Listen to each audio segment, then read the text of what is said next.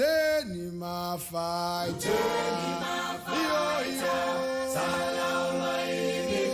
Today, we're having a conversation about nationalization. What is nationalization and why we should nationalize?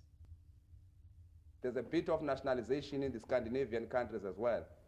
Our nationalization, in fact, is guided by a concern to bring about social justice. Nationalization is a process where the government seizes certain private industries and assets and make them public. There's a common misconception about nationalization. Though a fundamental principle of communism, capitalist countries still nationalize. In Switzerland, the railway industry is nationalized and has been named the best train company in Europe.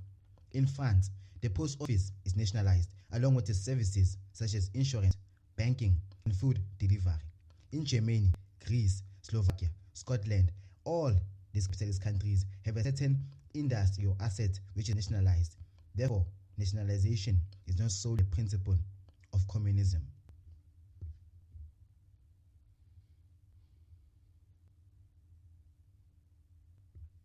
The EFF call for state ownership of the banks so that they are made to play a meaningful role in the lives of all the people.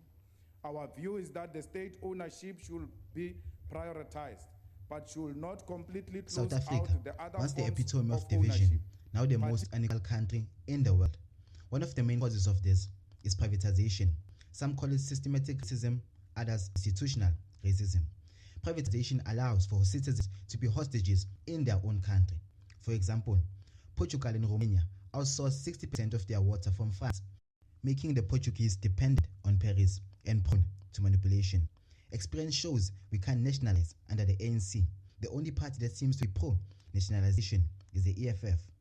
Nationalization will have great benefits to the economy of South Africa, but can we nationalize under the EFF?